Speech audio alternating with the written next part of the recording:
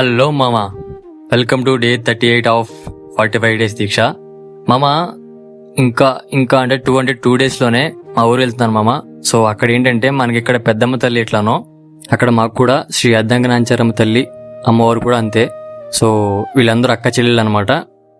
పెద్దమ్మ తల్లి, బెజవాడ కనకదుర్గమ్మ తల్లి, గంగానమ్మ తల్లి వీళ్ళంతా. సో అట్లానే అద్దంగనాంచారమ్మ తల్లి అనే అమ్మవారు కూడా పెద్దమ్మ తల్లికి చెల్లి లాంటిదే.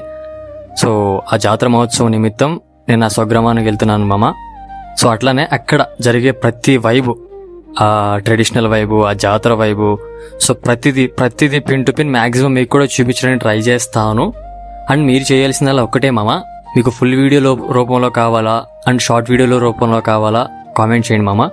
సో ప్రతిదీ నేను మ్యాక్సిమం అక్కడ జరిగే ఆ ట్రెడిషనల్ జాతర విధానంలో కానీ ఆ ఫుల్ జాతర వైబుని క్లియర్ కట్గా ఆ డీజేలు, ఆ నైవేద్యాలు తీసుకెళ్లే విధానం మ్యాక్సిమం ఎలాంటి ఇబ్బంది అయినా సరే నా శాయశక్తిలో మ్యాక్సిమం ట్రై చేస్తాను మామ.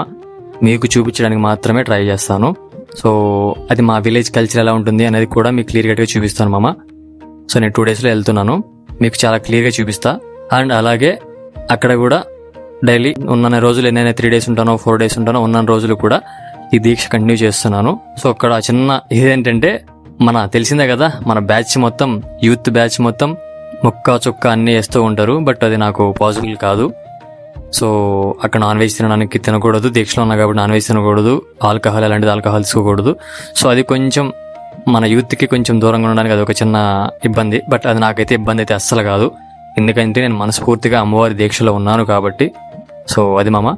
సో ఫైనల్లీ మన టెంపుల్కి వచ్చేసి అమ్మవారి దర్శనం చేసుకుని అమ్మ ఈ సన్నిధికి వచ్చాను అని మనస్ఫూర్తిగా అనుకుని బయలుదేరుతాను మామ.